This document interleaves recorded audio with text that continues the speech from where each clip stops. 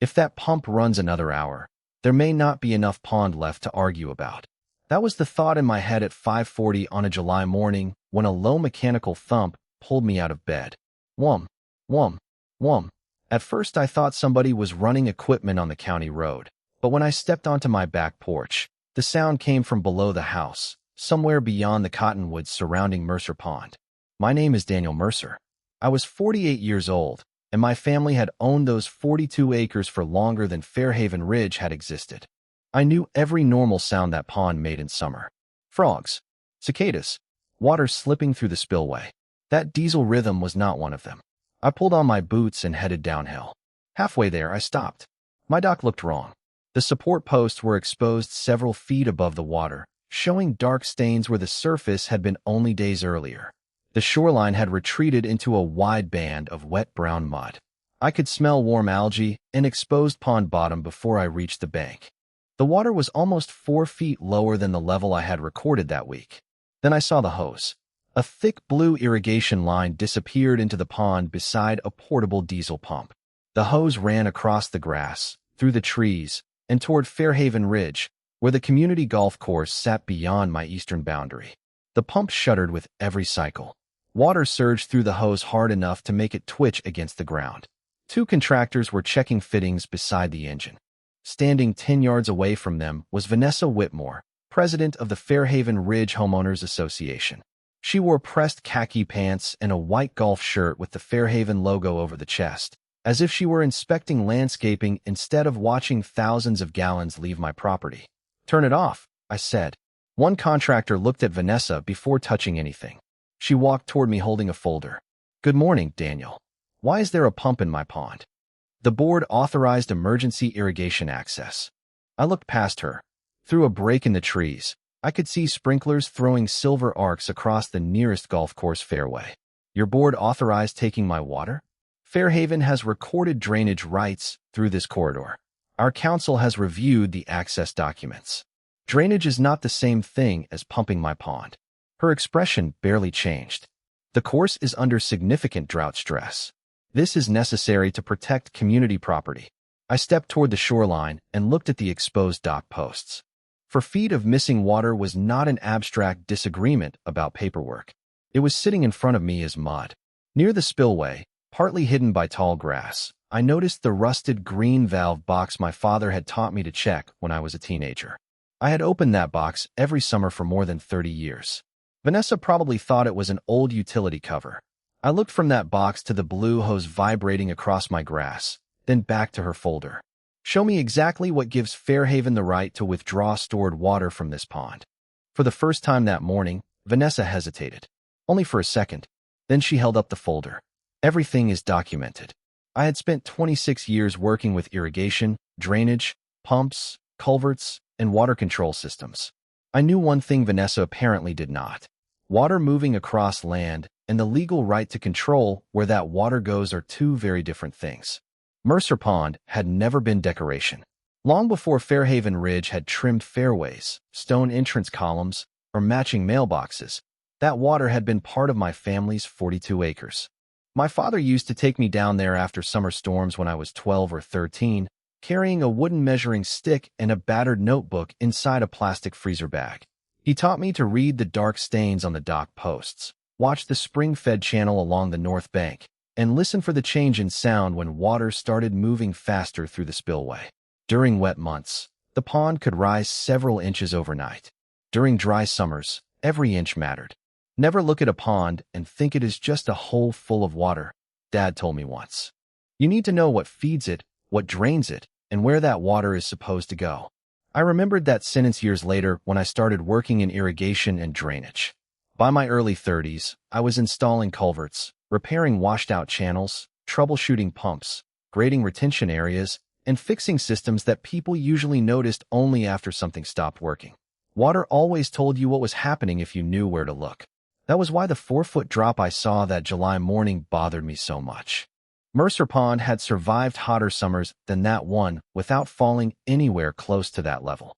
My father had also taught me to check the rusted green valve box near the spillway.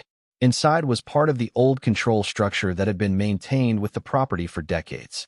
I inspected it every spring and summer, cleaned debris from around it, and kept notes on anything unusual.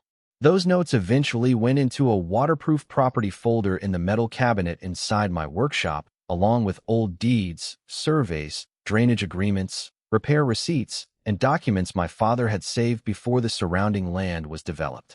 Fairhaven Ridge came much later. When construction began east of my property, I watched bulldozers replace pasture and scrub with curving streets and large homes. Eventually, the developers built a 9-hole golf course along the subdivision's western edge. From a few houses, residents could see Mercer Pond through the trees. Some called it beautiful. A real estate brochure once described the neighborhood as having views of a natural private lake. I remember laughing when a neighbor showed it to me. Private was the only accurate word in that sentence. The pond was never listed as a Fairhaven amenity. Residents did not have docks there. Golfers did not have access to it. The HOA did not maintain the banks, the spillway, or the spring channel. I did. For years, that distinction caused no trouble. Then Vanessa Whitmore became HOA president, and Fairhaven started treating every visible feature near the subdivision as something connected to community property values. New landscaping appeared. The golf course received upgrades. Irrigation heads were replaced. Vanessa spoke constantly about protecting Fairhaven's appearance. I mostly ignored it because none of that crossed my boundary. Still, I kept noticing one change. Every summer, the golf course seemed greener, even when everything outside its fences turned brown. That year was different. Rain had been scarce for weeks. By early July, the grass around my workshop had faded to dusty yellow, and the county had started asking residents to conserve water. The pond level was dropping naturally, but slowly, exactly as my notes said it should. 3 days before I heard that diesel pump, I had marked the waterline on the dock post and written the measurement down. Standing there now, staring at exposed mud and that blue hose, I knew drought had not taken 4 feet of water in 3 days. Somebody had decided Mercer Pond was no longer private. The first time Vanessa asked for my water, she made it sound like a neighborly favor. It was late May, almost 6 weeks before I found the pump, and she drove her white Lexus down my gravel lane just after lunch. I was replacing a worn hydraulic hose on my skid steer when she stepped out holding a leather folder against her side. "Daniel, do you have a minute?" she asked. Vanessa had been president of Fairhaven Ridge for nearly 3 years by then, and every conversation with her somehow sounded like a board meeting.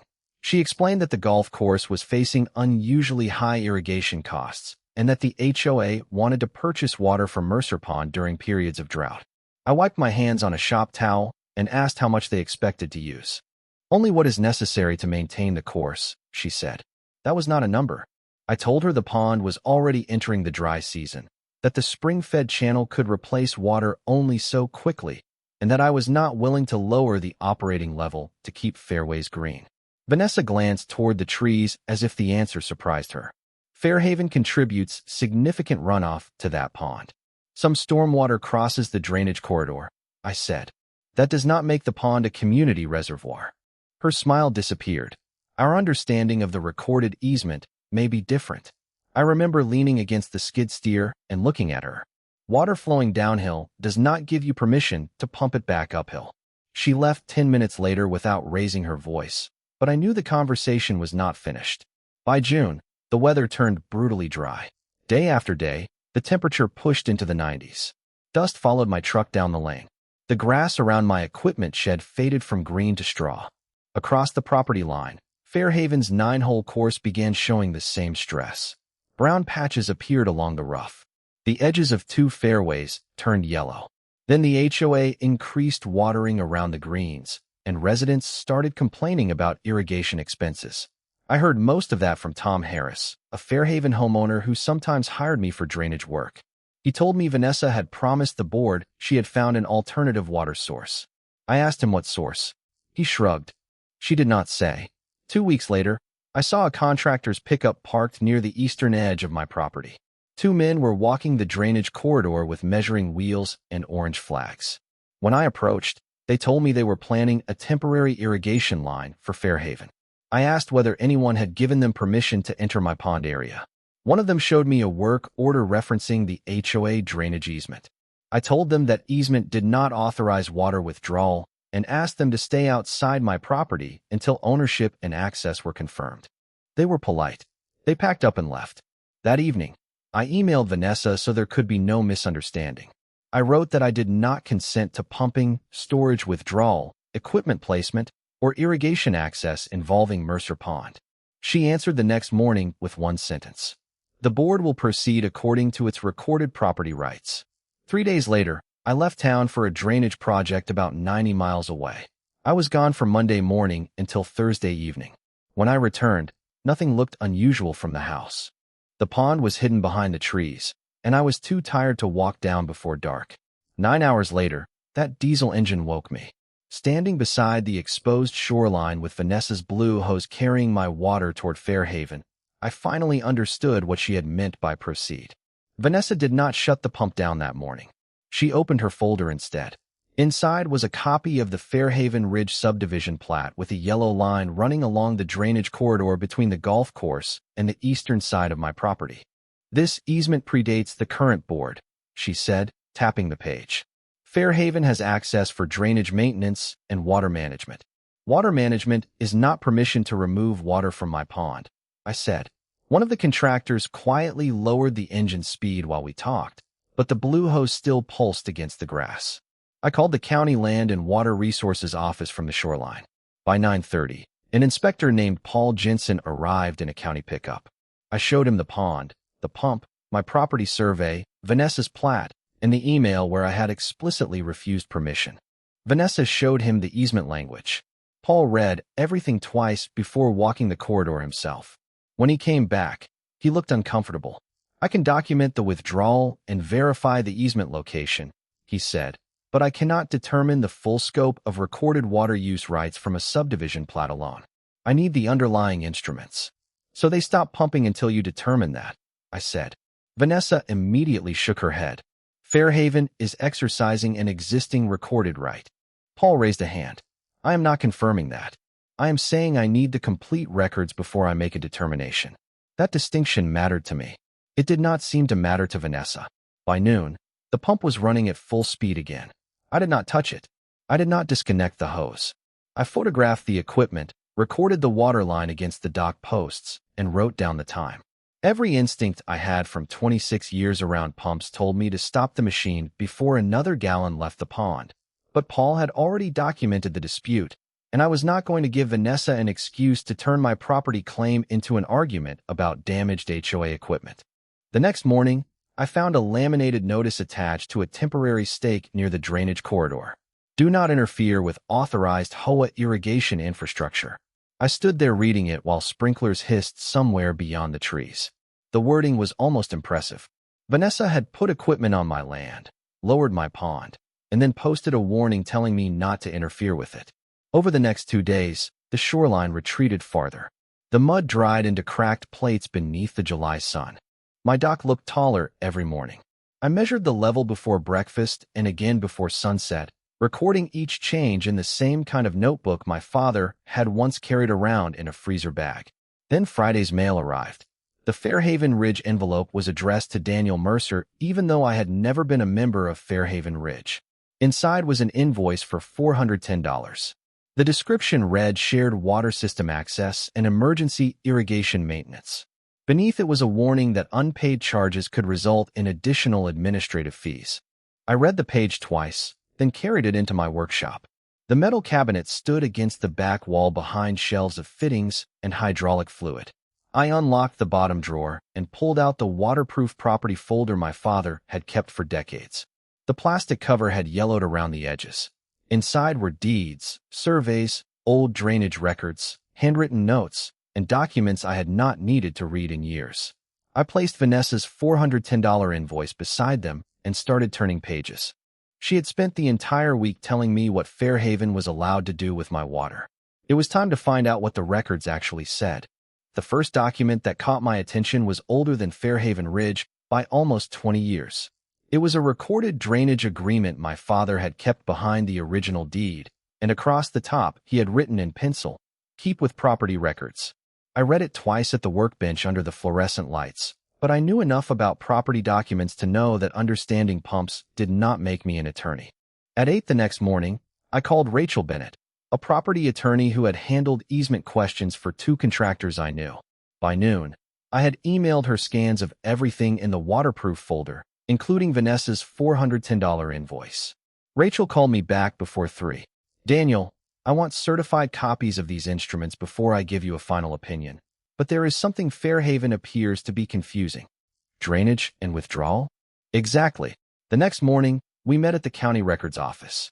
The recorded easement allowed stormwater from the land now occupied by Fairhaven to move through a defined drainage corridor crossing part of my eastern acreage. It also allowed reasonable access to inspect and maintain that corridor. What it did not say was just as important. There was no language granting Fairhaven ownership of Mercer Pond, no permission to install a pump in it, and no right to withdraw stored water for irrigation. Then Rachel found the document that changed the entire dispute. Attached to an older property instrument was a recorded agreement describing the pond's storage, spillway, and control structure as part of the Mercer parcel's water management system, with the beneficial use and operational control remaining with the parcel owner. I stared at the certified copy for several seconds. So they can send stormwater downhill through the corridor, I said. Rachel nodded. Based on these records, that is what the drainage easement addresses.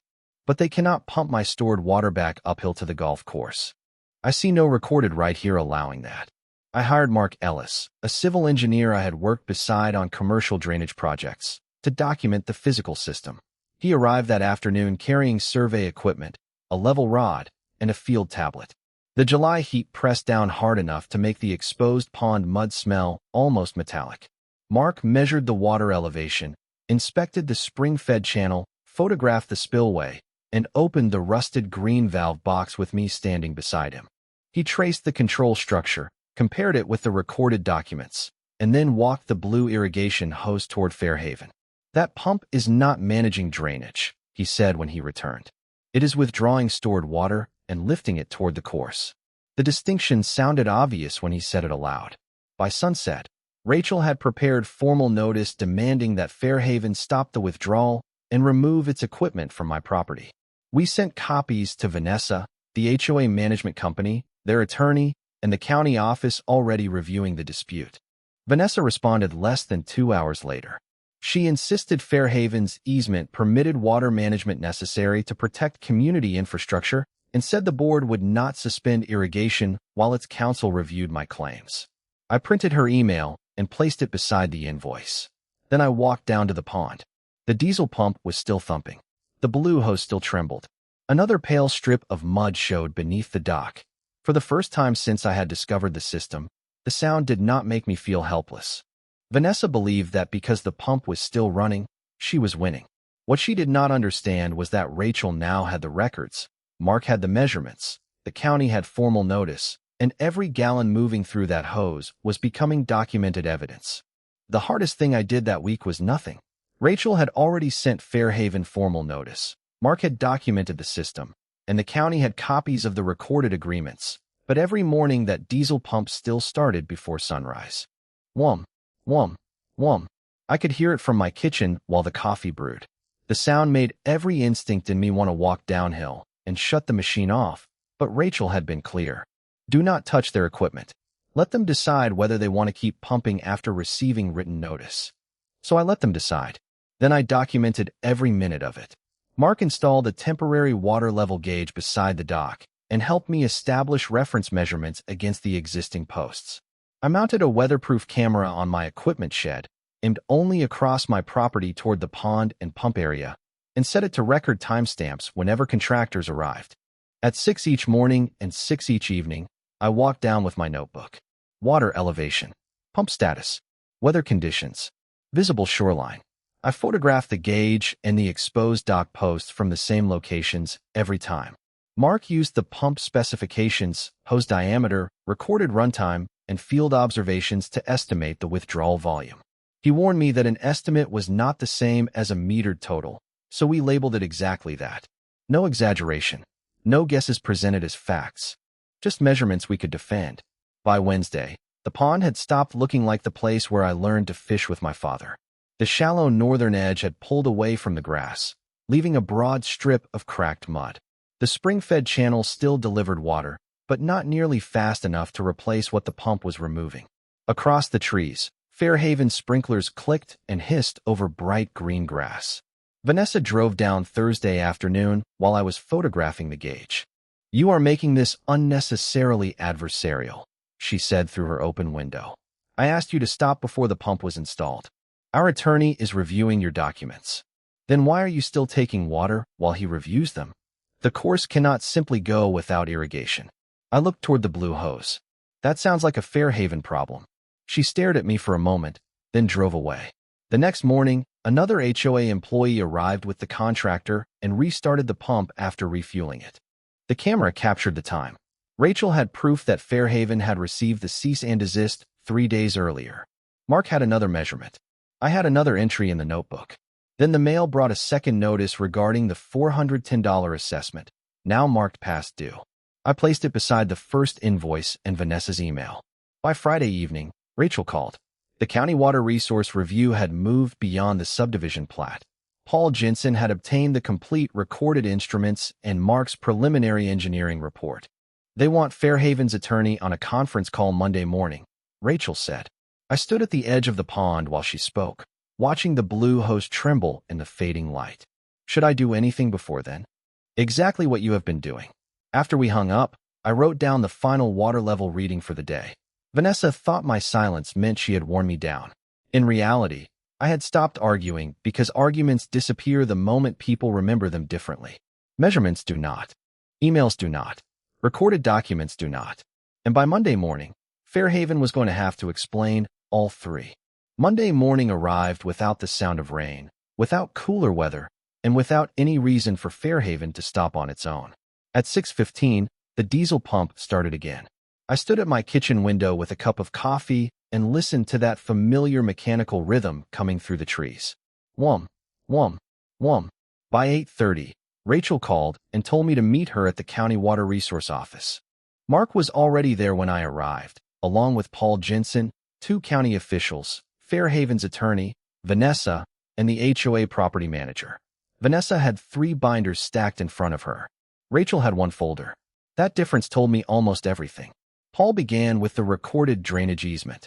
He explained that the county had reviewed the underlying instruments rather than relying on the subdivision plat. The easement allowed stormwater conveyance through the designated corridor and reasonable access related to maintaining that drainage function. Then he turned to the pond records. We found no language granting Fairhaven Ridge a right to withdraw stored water from Mercer Pond for golf course irrigation. Vanessa leaned forward. Our position is that irrigation withdrawal falls within water management. One of the county officials shook his head. Not under the documents provided. Mark opened his engineering report and explained what the pump was physically doing. Water was being pulled from pond storage, lifted through the temporary line, and transported toward Fairhaven's irrigation network. It was not clearing a blocked drainage channel. It was not managing storm runoff. It was supplying the golf course. Rachel then placed the certified property instrument on the table and pointed to the provisions tying beneficial use and operational control of the pond storage and control structure to the Mercer parcel. For several seconds, nobody spoke. Vanessa finally looked at me. "You knew about this." "I knew my family maintained the system," I said. "Your pump gave me a reason to confirm exactly what the records said." The county issued written direction that morning requiring the unauthorized withdrawal to stop, while Fairhaven arranged removal of the temporary pumping system. At 10:47, according to my camera timestamp, the diesel engine shut down. I was standing beside the dock when it happened. The sudden silence felt almost unnatural. The blue hose stopped trembling. The water inside it settled. For the first time in days, the only sounds around Mercer Pond were insects, wind moving through cottonwood leaves, and a thin trickle entering from the spring channel. 2 contractors arrived shortly afterward to disconnect the pump. I stayed out of their way. Vanessa appeared around noon. She walked down the corridor carrying sunglasses in one hand and stopped near the exposed shoreline. "Do you understand what this is going to do to the golf course?" she asked. "Fairhaven will have to use another legal water source. Municipal irrigation at this volume will cost the association thousands. Then, that is what your water costs." Her jaw tightened. "You could solve this with one agreement." I looked across the cracked mud toward the dock posts that had recorded exactly how much the pond had fallen. You asked for an agreement in May. I said no. This affects hundreds of homeowners. And that still does not make my pond theirs. She stared toward the silent pump. You are going to ruin the course over paperwork. No, Vanessa. The course can still be watered. You are just going to water it with water you actually have the right to use. She left without answering. That afternoon, Fairhaven switched the irrigation system back to its municipal connection. Sprinklers began turning again beyond the trees, but Mercer Pond was no longer feeding them. The green valve box remained exactly where it had always been. The spring kept flowing. And for the first time since that blue hose appeared, every drop entering my pond had a chance to stay there. The first municipal irrigation bill reached Fairhaven 10 days after the pump went silent, and that was when Vanessa's problem stopped being private. Tom Harris called me just after 7 that evening. Daniel, people are asking questions, he said. The water expense for the course jumped hard enough that the board scheduled an emergency meeting. I was standing on the dock checking the gauge. The pond had gained a little water from the spring, but the exposed shoreline was still broad and ugly, and the old stain on the dock posts showed how far it had to recover. They should ask Vanessa, I said. They are. The meeting was scheduled for Thursday at the Fairhaven Clubhouse. Rachel advised me to attend, but let the documents speak first. When we arrived, nearly every chair was occupied. Vanessa sat at the front beside the property manager and Fairhaven's attorney. I stayed near the back with Rachel and Mark. The board treasurer began with the irrigation costs. Returning the golf course to municipal water was projected to cost thousands of dollars more during the remaining dry season. Several homeowners immediately wanted to know why Fairhaven had built its summer budget around water it did not own. Vanessa said the issue resulted from an unexpected interpretation of an old easement.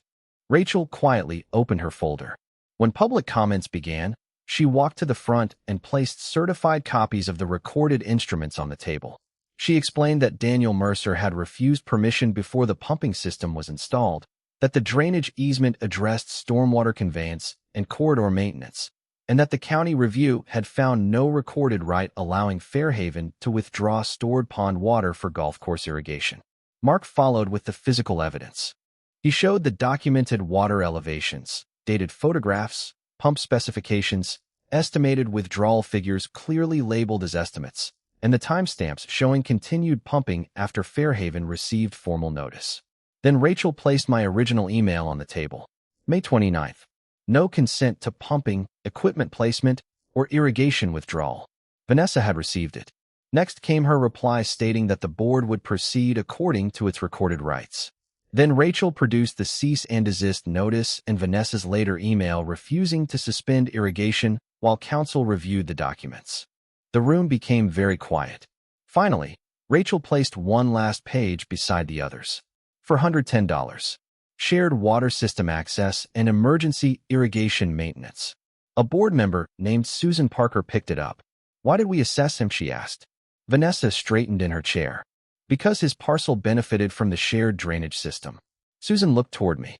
Is he even a member of Fairhaven Ridge? No, I said. That answer changed the room. The treasurer asked the property manager who authorized the charge. The property manager looked at Vanessa. Fairhaven's attorney requested a short recess. 20 minutes later, the board returned and announced that the $410 assessment was canceled immediately. All further activity involving my property required legal review, and Vanessa was being removed as president pending an internal investigation of the irrigation project. Susan was appointed acting president. I did not clap. I did not say anything. I simply watched Vanessa close the same kind of folder she had carried to my workshop in May. 2 days later, Susan called me. Fairhaven wanted to discuss restoration of the shoreline, reimbursement of documented professional expenses, and removal of every remaining piece of temporary irrigation equipment from my property. After weeks of listening to that pump carry water uphill, justice finally started moving in the other direction. Fairhaven signed the settlement 3 weeks later, but Mercer Pond took longer to forgive what had happened. Susan Parker handled the negotiations for the association, and unlike Vanessa, she never pretended the documents said something they did not. Fairhaven agreed to remove every remaining section of temporary irrigation line from my property, restore the disturbed drainage corridor and shoreline, cancel the $410 assessment permanently, reimburse my documented engineering and survey expenses, and contribute toward the legal costs Rachel had incurred resolving the dispute. The agreement also acknowledged that the drainage easement did not grant Fairhaven any right to withdraw stored water from Mercer Pond for golf course irrigation. Most important to me, any future access beyond ordinary drainage maintenance required proper notice and had to remain within the actual scope of the recorded easement. The contractors arrived on a cool Tuesday morning. I stood near the dock with coffee while they rolled up the last sections of blue hose that had stretched across my grass for weeks. The portable diesel pump was already gone. Without it, the shoreline sounded like itself again. Cicadas buzzed in the cottonwoods. Water whispered through the spring-fed channel. No engine. No vibrating hose. No sprinklers being fed from my pond. Mark supervised the restoration around the areas disturbed by the temporary equipment, making sure runoff could still follow the drainage corridor without creating erosion.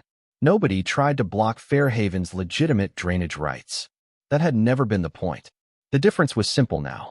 Water could flow where the recorded documents allowed it to flow, but nobody could turn my pond into a private irrigation tank, because keeping a golf course green was expensive. Recovery came slowly. The first week, the gauge barely moved. Then a storm crossed the county late one August evening and dropped almost 2 inches of rain. I woke the next morning to the smell of wet soil and walked downhill before breakfast. The spring channel was running stronger. The pond had climbed several inches against the dock posts. It still looked low, but for the first time I could see the shoreline moving in the right direction. Over the following weeks, scattered rain and steady spring inflow covered the cracked mud one strip at a time. Fairhaven kept watering its golf course through its municipal connection. I could hear the distant sprinklers some mornings, but the sound no longer bothered me. They were paying for water they actually had the right to use. Vanessa resigned from the board before the internal review was completed. I never had another conversation with her. Susan sent me copies of Fairhaven's revised procedures for easement work that fall, and I filed them without ceremony. By early October, Mercer Pond was close to its normal seasonal level. One evening, I walked to the spillway and knelt beside the rusted green valve box. The paint was still chipped. The hinges still complained when I opened it. Inside, the old control hardware sat exactly where my father had shown it to me more than 30 years earlier. I checked it, cleared a few leaves from the edge, and closed the lid. Then I walked onto the dock. The dark stains Vanessa's pumping had exposed were disappearing beneath the water again. Beyond the trees, the last sprinklers on Fairhaven's course glittered in the evening light. Vanessa had believed that whoever controlled the biggest pump controlled the water. She had been wrong. A pump can move water. It cannot create permission. And sometimes justice is nothing more dramatic than knowing exactly what belongs to you, documenting every inch of it, and having the patience to let the truth flow back where it belongs.